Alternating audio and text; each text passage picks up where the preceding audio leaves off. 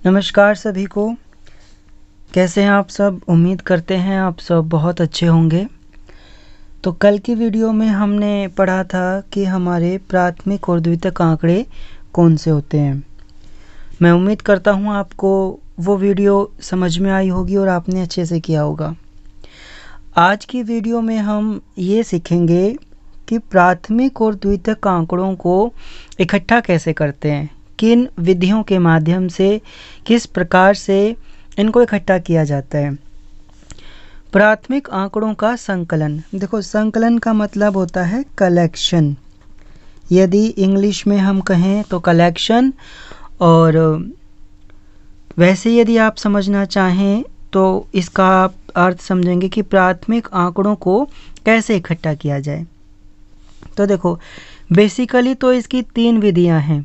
यूँ तो किसी भी कार्य को करने की कई विधियां होती हैं, लेकिन हमारे पास जो हम पढ़ेंगे वो मुख्य 3 विधियां हैं। पहली है व्यक्तिगत साक्षात्कार, दूसरी रहेगी प्रश्नावली एवं अनुसूची के द्वारा, और तीसरी रहेगी टेलीफोन साक्षात्कार। ये रहेगा हमारा प्राथमिक आंकड़ों का संकलन। जो हमारे प्राइमरी डाटा हैं, प्राइमरी डाटा, आंकड़े मतलब डाटा, प्राइमरी मतलब प्राथमिक। आप सबको पता है प्राथमिक आंकड़े वे आंकड़े होते हैं जिन्हें पहली बार अनुसंधानकर्ता अपने किसी कार्य के लिए, अपने किसी अनुसंधान के लिए इकट्ठा करता है, एकत्रित करता है। और ये आंकड़े मौलिक होते हैं क्योंकि इनको इनके उद्गम स्थल से लिया जाता है, जहाँ से ये प्राप्त होते हैं पहली बार। ठीक है, तो पहला पॉइंट देखते हैं, व्यक्तिगत साक्षात्कार। इसका पहला पॉइंट है। अब व्यक्तिगत साक्षात्कार के अंदर भी कुछ भाग हैं इसके, जैसे कि प्रत्यक्ष व्यक्तिगत अनुसंधान, मतलब डायरेक्ट पर्सनल इन्वेस्टिगेशन। अब डायरेक्ट पर्सनल इन्वेस्टिगेशन आप कहाँ कर सकते हैं? देखो, जहाँ का क्षेत्र सीमित हो, मतलब आप ये कह रहे हैं ना प्रत्यक्ष व्यक्तिगत अनुसंधान। आप प्रत्यक्ष रूप से, डायरेक्ट रूप से किसी व्यक्ति से मिलकर अनुसंधान करते हैं, और अनुसंधान करने वाले को अनुसंधानकर्ता कहते हैं। ठीक है, तो प्रत्यक्ष व्यक्तिगत अनुसंधान तब होता है जब अनुसंधानकर्ता स्वयं जाकर, ठीक है, खुद से जाकर और आपके प्रत्यक्ष आंकड़े इकट्ठे करता है। कौन से? प्राथमिक आंकड़े। प्रत्यक्ष खुद जाकर व्यक्तिगत रूप से अनुसंधान के लिए अनुसंधानकर्ता आंकड़े इकट्ठे करता है। इसके लिए हमें क्या चाहिए? जो अनुसंधान करता है उसको उत्तर देने वाले की, जिससे वो आंकड़े इकट्ठे करेगा, उसकी भाषा उसको पता होनी चाहिए, उसका रहन सहन पता होना चाहिए। ये सारी चीज़ें हमें पता होना चाहिए। किसी छोटे से क्षेत्र के लिए, मान लेते हैं आप जिस शहर में रहते हैं वहाँ के आप आंकड़े इकट्ठे कर रहे हैं, तो किसी कारखाने के आप आंकड़े इकट्ठे कर सकते हैं, उनकी आर्थिक स्थिति का अध्ययन करने के लिए कर्मचारियों की। तो वहाँ जाके आप स्वयं कर्मचारियों से मिलकर और प्रत्यक्ष व्यक्तिगत अनुसंधान कर सकते हैं। कहाँ पे इनका आप प्रयोग कर सकते हैं? देखो, जहाँ छोटा क्षेत्र होगा जिसका आप वहाँ प्रत्यक्ष व्यक्तिगत अनुसंधान कर सकते हो। ठीक है, जहाँ आपको मौलिक आंकड़े चाहिए, मतलब बिल्कुल शुद्ध आंकड़े चाहिए, आप चाहते हैं कि बिल्कुल भी कोई गलती ना हो, तो आप प्रत्यक्ष व्यक्तिगत अनुसंधान कर सकते हैं। जहाँ पे आंकड़ों को आपको गुप्त रखना हो, ठीक है, या फिर आपको आंकड़ों की शुद्धता बिल्कुल चाहिए हो, तो आप सीधा उत्तरदाता जो होता है उससे संपर्क कर सकते हैं।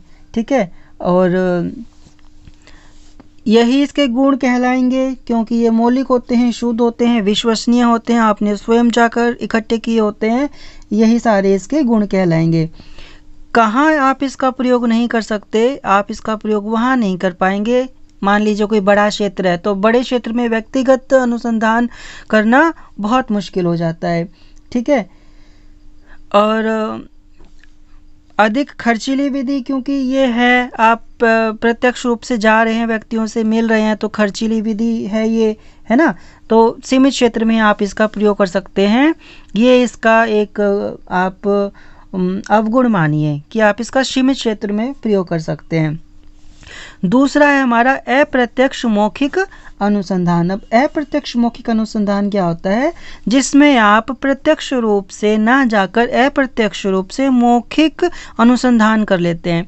मान लीजिए आप किसी भी समस्या का आपको पता लगाना है और आप स्वयं कर्मचारियों से ना पूछ के, है ना, आप मिल के मालिक से पूछ लें तो अप्रत्यक्ष हो गया ना। आपने प्राथमिक आंकड़े इकट्ठे करने हैं कर्मचारियों के, लेकिन आप कर्मचारियों से ना पूछ के अप्रत्यक्ष रूप से मिल के मालिक से पूछ लेते हैं, तो ये हमारा अप्रत्यक्ष मौखिक अनुसंधान हो गया।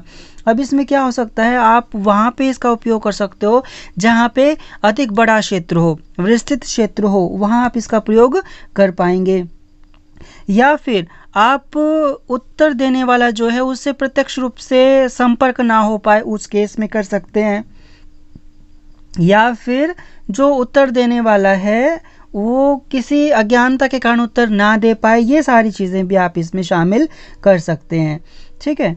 और यदि इसके गुणों की बात करें तो काफ़ी बड़े क्षेत्र के लिए ये किया जाएगा, कम खर्चीला रहेगा। अब देखो, प्रत्यक्ष व्यक्तिगत अनुसंधान में हमारे जो हम आंकड़े इकट्ठे कर रहे थे वे खर्चीली विधि थी, क्योंकि प्रत्येक व्यक्ति से जाकर मिलना था।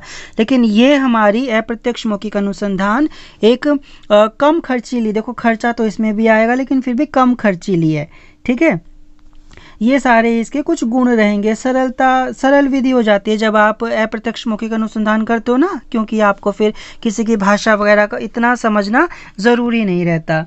आप किसी एक ही व्यक्ति को जो इन सारी चीज़ों की विशेषज्ञता रखे, उनसे जाकर मिल के और अपने आंकड़े इकट्ठे कर सकते हैं। तीसरा है इसी का व्यक्तिगत साक्षात्कार का, यानी कि पर्सनल इंटरव्यू के अंदर हम कर रहे हैं, प्राथमिक आंकड़े इकट्ठे कर रहे हैं। इसी के अंदर हमारा रहेगा स्थानीय स्रोतों और संवाददाताओं से सूचना प्राप्ति।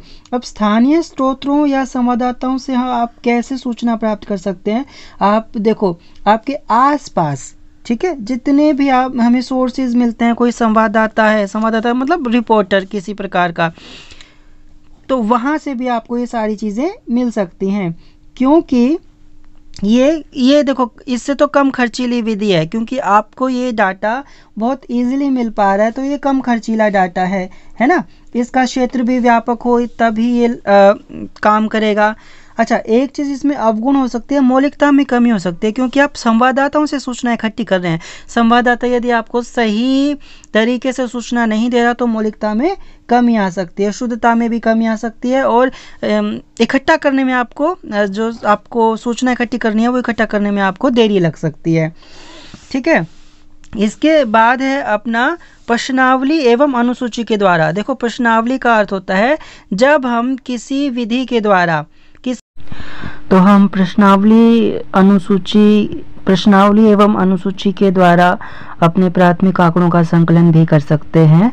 अब देखो, प्रश्नावली का मतलब होता है जब आप किसी भी प्रकार के एक प्रश्नोत्तरी तैयार करके, जिसमें कुछ प्रश्न हो, ठीक है, और उनके यहाँ पे उत्तर आपको देने हो, उसके माध्यम से भी आप आपके प्राथमिक आंकड़ों का संकलन कर सकते हैं। ठीक है।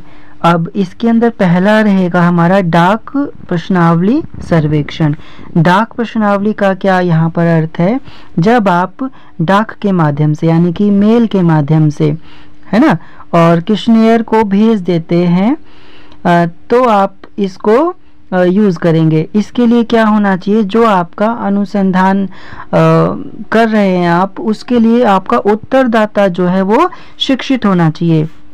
आप मान लीजिए आप किसी को कोई डाक के थ्रू कोई पत्र भेज रहे हैं, अगर उसको पढ़ना ही नहीं आएगा तो फिर आपके अनुसंधान का जो उद्देश्य है वो पूर्ण नहीं हो पाएगा। ठीक है। इसीलिए अनुसंधानकर्ता को ये चीज़ निर्धारित करनी होगी कि जो आपका उत्तर देने वाला है वो शिक्षित व्यक्ति हो। ठीक है। और अब देखो, क्योंकि इसके अंदर आप डाक द्वारा भेज रहे हो तो कम खर्चीली विधि है ये, है ना, इसके माध्यम से तो कम खर्चीली विधि है। व्यक्तिगत साक्षात्कार में ज़्यादा धन लगेगा, जबकि आप प्रश्नावली बनाकर भेज देंगे उसमें कम जो है धन भी कम खर्च होगा और समय की भी हमें बचत मिल जाएगी। बड़े क्षेत्र में आप इसका प्रयोग कर सकते हैं, ये इसका गुण हो गया। ठीक है। लेकिन इसके कुछ अवगुण भी हो सकते हैं कि मान लीजिए उदासीनता लगा लीजिए कि को आपने प्रश्नावली तो बनाकर भेज दी, लेकिन उत्तर देने वाला व्यक्ति उदासीन है, यानी कि काम नहीं कर रहा या अच्छे से पढ़ नहीं रहा आपकी जो आपने प्रश्नावली तैयार की है, तो उससे आपको पूर्ण सूचना नहीं प्राप्त हो पाएगी। जब पूर्ण सूचना नहीं हमें मिलेगी तो हमारा अनुसंधान का उद्देश्य विफल हो जाएगा। ठीक है, तो ये सारी, और शुद्धता में कमी आ सकती है, तो ये सारे इसके कुछ अवगुण रहेंगे। इसके अलावा एक है अपनी गणक विधि। देखो गणक विधि में क्या होता है, अनुसंधानकर्ता स्वयं ना जाकर अपने गणकों को यानी कि इन्यूमरेटर्स को भेज देता है ना। गणक कहते हैं उस व्यक्ति को जो अनुसंधानकर्ता की जगह जाता है और अनुसूची को भरता है। ठीक है, अनुसूची भरना, इसको आप शेड्यूल कह लीजिए, SHEDULE शेड्यूल। ठीक है, जो अनुसूची भरता है, गणक सूचकों से प्रश्न पूछ के जो भरते हैं उसको हम अनुसूची कहते हैं। अच्छा, गणक विधि के अंदर हमारा मुख्य कार्य क्या रहेगा, जो गणक है वो सारा का सारा डाटा इकट्ठा करेगा। अब बड़े क्षेत्र के लिए इसका प्रयोग किया जा सकता है ना, और शुद्धता मिलेगी हमें इसके अंदर। लेकिन इसमें एक अवगुण ये रहेगा कि ये खर्चीली विधि है, क्योंकि जब हम गणकों की सहायता से किसी भी प्रकार के आंकड़ों का संकलन कर रहे हैं तो उसमें धन खर्च होगा, क्योंकि गणकों को इसमें प्रशिक्षण देना पड़ेगा, उनको आने जाने का किराया देना पड़ेगा। ठीक है, उनको सिखाना पड़ेगा, और गणकों की उपलब्धता बहुत, आप ये लगा लीजिए कि कम है। ठीक है, बहुत शिक्षित यदि आपको गणक नहीं मिला, ऐसा व्यक्ति नहीं मिला जो आंकड़ों को पहचानना जानता है, तो फिर आपके अनुसंधानकर्ता का उद्देश्य भंग हो जाएगा। ठीक है, अधिक समय लगता है, निजी अनुसंधानकर्ताओं के लिए ये अनुपयुक्त है। मतलब सरकार कर सकती है इसका उपयोग, लेकिन प्राइवेट सेक्टर के जो रिसर्चर हैं वो इसका प्रयोग, इन्वेस्टिगेटर्स हैं वो इसका प्रयोग नहीं कर सकते या कम मात्रा में कर सकते हैं। पक्षपात की संभावना इसमें बनी रह सकती है। ठीक है, और अगला है आपका टेलीफोन साक्षात्कार। टेलीफोन साक्षात्कार के अंदर क्या है, ये इन सब से ही सस्ती विधि कहलाएगी, आप ऐसा मान के चलिए। और टेलीफोन साक्षात्कार में आप टेलीफोन के माध्यम से और इस चीज़ को अपनी प्राथमिक आंकड़ों को इकट्ठा कर सकते हैं, और जिससे आपको आपके अनुसंधानकर्ता का उद्देश्य पूरा हो सकता है। लेकिन फिर भी इसके अंदर कुछ कमियां रह जाती हैं। जैसे मान लो कि जब आप टेलीफोन से साक्षात्कार किसी का कर रहे हैं, तो अब प्रत्यक्ष से तो ये अलग ही है बिल्कुल, है ना। और इसमें ये भी कमी रहेगी कि भाई हो सकता है टेलीफोन वाला अच्छे से आपका प्रश्न ना समझ पाए तो उत्तर गलत दे दे, तो ये सारे इसके कुछ अवगुण रहेंगे। या उसका खुद का मान लीजिए टेलीफोन नहीं है तो वो झिझक के कारण आपको सही उत्तर भी नहीं दे पाएगा, तो ये सारे इसके कुछ अवगुण भी रहेंगे। तो उम्मीद करते हैं आपको इस वीडियो के अंदर प्राथमिक आंकड़ों का संकलन समझ में आया होगा कि हम कैसे 3 विधियों के माध्यम से व्यक्तिगत साक्षात्कार, प्रश्नावली एवं अनुसूची और टेलीफोन साक्षात्कार के द्वारा इसका जो है उपयोग कर सकते हैं। ठीक है, अच्छे से इसको कवर कीजिए और मिलते हैं अगले वीडियो में। अगर आप चैनल पर नए हैं तो जल्दी से चैनल को कीजिए सब्सक्राइब। वीडियो यदि अच्छी लगे तो लाइक, शेयर और कमेंट।